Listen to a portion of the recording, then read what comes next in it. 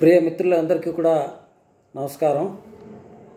నేను ఈరోజు రోండా బైర్న్ అనే రచయిత గురించి,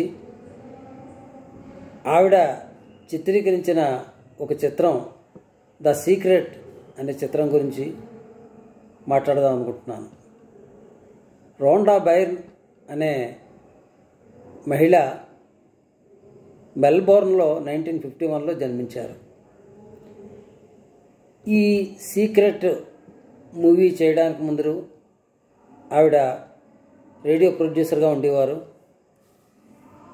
ఒకానొక సమయంలో ఆవిడ పూర్తిగా నైరాశ్యానికి లోనయ్యారు. ఎందువల్లంటే ఆవిడకున్న రిలేషన్స్ అన్నీ కూడా దెబ్బతిన్నాయి, ఆర్థిక పరిస్థితులు బాగుండలేదు, తర్వాత వారి తండ్రి చనిపోయారు. అట్లా జీవితం అంతా అంధకార బంధురంగా కనబడుతున్న సమయంలో, అంత నైరాశ్యంలో ఉన్న ఆమెకు వారి అమ్మాయి హేలీ అనే మొదటి కుమార్తె ఒక 100 సంవత్సరాల క్రితం రాసిన పుస్తకాన్ని ఇచ్చి దాన్ని చదవమని రిక్వెస్ట్ చేసింది. ఆ పుస్తకాన్ని పూర్తిగా అవగతం చేసుకున్న తర్వాత రోండా బైర్న్కి అర్థమైంది దాంట్లో ఉన్న రహస్యం. అదే ఈ నవల రాయడానికి కానీ, చలనచిత్రం చిత్రీకరించడానికి కానీ జరిగిన ప్రేరణ. తర్వాత ఆవిడికి అవగతమైంది ఏంటంటే, దాంట్లో ఉన్న సీక్రెట్ ప్రసిద్ధి చెందిన వ్యక్తులు చాలామంది, సంగీతకారులు కావచ్చు, సాహిత్యవేత్తలు కావచ్చు, ప్రపంచ నాయకులు కావచ్చు, ఫిలాసఫర్స్ కావచ్చు, వారందరూ కూడా ఈ సీక్రెట్ని బాగా అవగతం చేసుకున్నారనే విషయాన్ని ఆవిడ ఆకలింపు చేసుకున్నారు. తర్వాత ఒక ఆలోచనలో పడ్డారు ఆవిడ. ఇంత చక్కటి విషయాన్ని అర్థం చేసుకుని మహానుభావులందరూ కూడా ప్రసిద్ధి చెందారు, కానీ ఈ విషయాన్ని ఎందుకు అందరూ అర్థం చేసుకోవట్లేదు అన్న అంతర్మదనంలో పడ్డారు. అదే ఆవిడకి ఈ నవల రాయడానికి కానీ, చిత్రం తీయడానికి కానీ జరిగిన ప్రేరణ.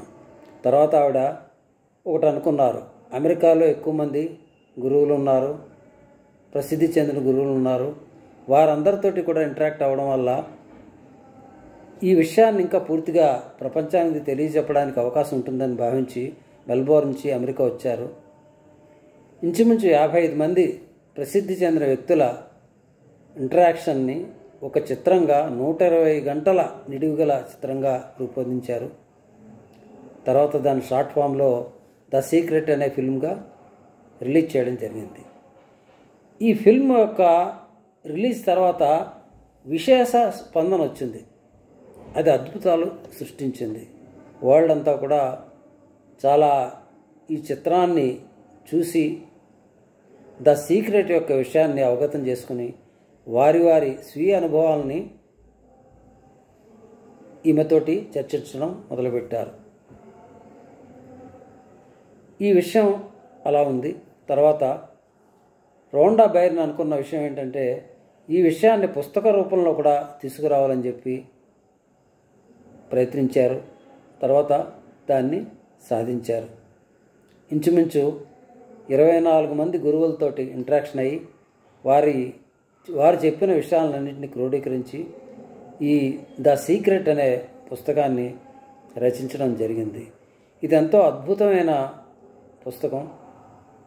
దీన్ని ఒకసారి చదివితే మనకి అర్థం కాకపోవచ్చు పూర్తిగా, దీన్ని మారుమారు చదవాల్సిన అవసరం ఉంది. దీంట్లో ఉన్న సీక్రెట్ని మనం అవగతం చేసుకుని మన జీవితంలో పెను మార్పుని స్వీకరించడానికి అందరూ కూడా సిద్ధంగా ఉండాలి. ముఖ్యంగా యువత ఈ పుస్తకం చదవడం వల్ల చాలా ప్రేరణ పొందే అవకాశం ఉంది. అందువల్ల అందరూ కూడా ఈ విషయాలను అవగతం చేసుకుంటారని ఆశిస్తున్నాను. మిగతా విషయాలు తర్వాత చర్చిస్తాను. నమస్కారం.